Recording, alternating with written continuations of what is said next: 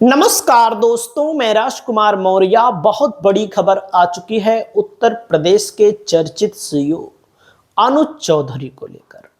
दोस्तों, अनुज चौधरी को लेकर समाजवादी पार्टी के मुखिया अखिलेश यादव के चाचा राज्यसभा के सांसद राम गोपाल यादव ने एक भविष्यवाणी की थी।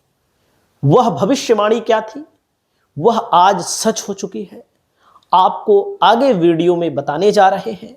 यहां पर पहले आप हेडिंग देखिए, फंस गए संभल के सीईओ अनुज चौधरी, जल्द होगा एक्शन।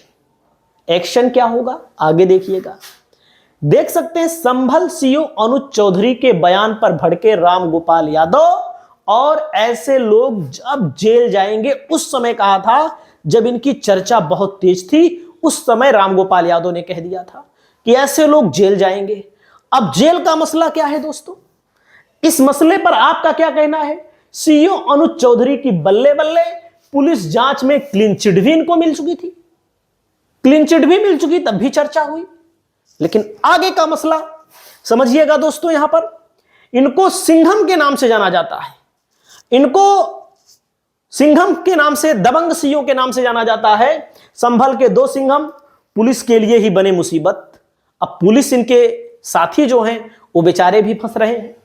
वायरल बयान पर अब अनुज चौधरी क्या बोल गए, ऐसे ऐसे खबरें चलती थी, देख सकते हैं।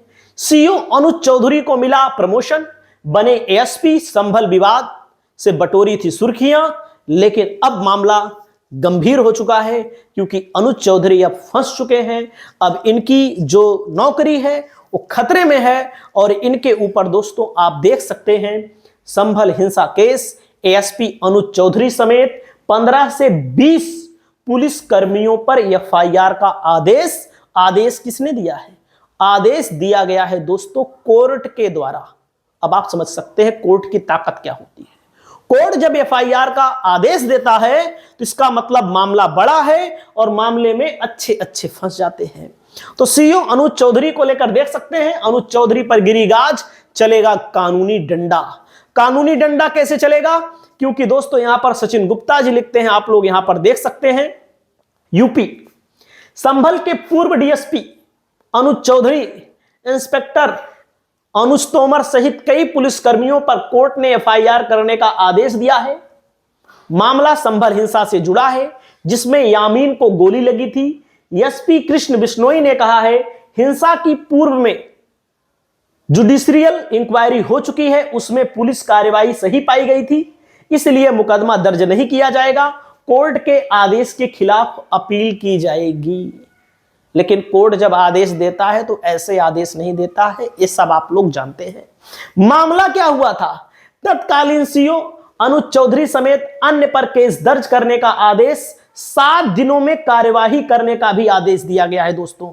उस समय की तस्वीर आप लोग देख लीजिए, क्या हालात थे, क्या मंजर थे। 1 साल पूरा हो गया है संभल हिंसा को लेकर के। लेकिन मैं बताना चाहूंगा, अगर कोई हिंसा करता है, किसी भी समाज का है, किसी बिरादरी का है, किसी भी जाति का है, तो उसके खिलाफ कार्यवाही होनी चाहिए।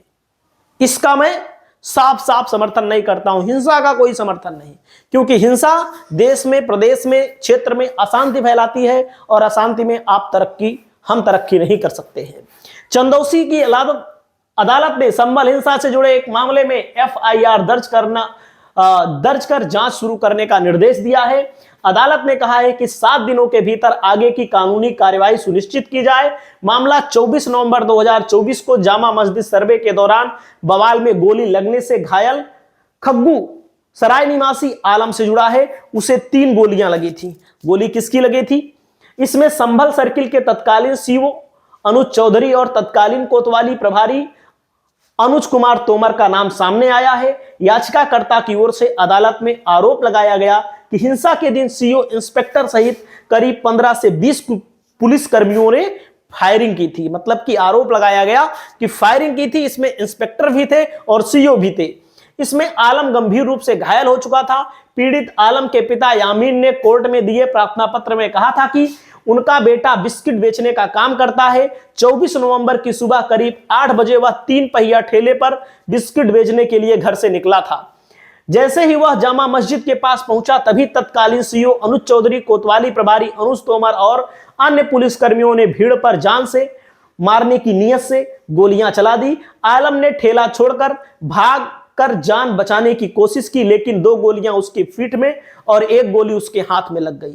यानी कि इनका कहना है कि भाई हमारा लड़का बिस्किट बेचने का काम करता था 3 पहिया वाहन पर, और इसमें बताया गया कि पुलिस वालों ने गोलियां चलाई और उसमें 2 गोलियां उसके पीठ पर लगी और 1 गोली हाथ में लग गई।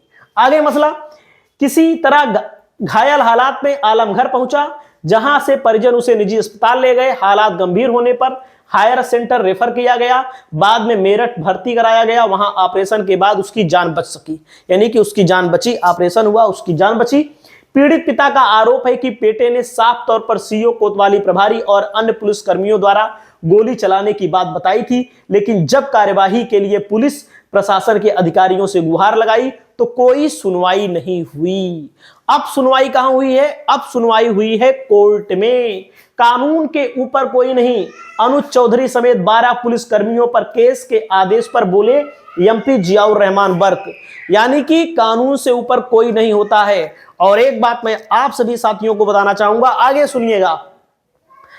संभल हिंसा कोर्ट ने एसपी अनुज चौधरी पर दिया एफआईआर का आदेश। एसपी बोले नहीं करेंगे एफआईआर, एसपी ने कहा नहीं करेंगे एफआईआर, और उसके बाद 12 पुलिसकर्मियों पर एफआईआर का आदेश दिया गया है और आदेश के खिलाफ अपील की जाएगी। वहीं पर कानून से ऊपर कोई नहीं, ना वर्दी ना ओहदा। सीजीएम कोर्ट के आदेश पर सपा सांसद ने कह दी ये बड़ी बात, कानून से ऊपर कोई नहीं, ना वर्दी ना ओहदा। 15 पुलिसकर्मियों पर एफआईआर, और उस समय चर्चा के दौरान जियाउर रहमान बर्क भी आए थे, उसके ऊपर इनके ऊपर भी कार्यवाही हुई। बिजली चोरी के मुकदमे में इनको भी फंसाया गया। बिजली चोरी सही थी कि गलत, इसके बारे में आप लोग कमेंट करके बताइए। हालांकि तमाम ऐसे नेता पाए जाते हैं जो बिजली चोरी के मामले में फंसते हैं, क्योंकि जब विपक्ष का नेता होता है तो उसको फंसा दिया जाता है, जो सत्ता का होता है उसको मैनेज कर लिया जाता है। संभल फायरिंग में जेल जा सकते हैं एसपी अनुज चौधरी, कोर्ट के आदेश पर मुकदमा दर्ज। जेल जाने की बात उस समय की गई थी रामगोपाल यादव के द्वारा, जिस समय एक घटना घट रही थी, जिस समय बयानबाजी हो रही थी। और मैं बता दूं, सत्ता चाहे जिसकी हो, कानून कानून होता है। कभी कभी योगी जी की सरकार में कुछ लोग सोचते हैं कि हम अपने मन का काम कर लेंगे, अपने मन से जो चाहेंगे वो कर लेंगे, लेकिन सरकार हमेशा, पहली बात तो रहती नहीं है। काम निकालने के बाद सरकारें पलट भी जाती हैं। जो लोग कभी समाजवादी पार्टी की सरकार में अति कर रहे थे, आप सबको पता है कि सब लोग सब सरकार में करते हैं, उन लोगों के साथ आज क्या हो रहा है आप सब जानते हैं। हालांकि योगी की सरकार में भी लोग कर रहे हैं, तो योगी की सरकार जब कभी जाएगी तो उन लोगों का भी यही हाल हो सकता है जो सपा के लोगों को का अभी हो रहा है। हालांकि इस मुद्दे पर मेरा कहना केवल इतना है कि भाई अगर कहीं पर ऐसी भीड़ हो, ऐसे उपद्रव होने की शंका हो, तो ऐसे स्थानों पर नहीं जाएं।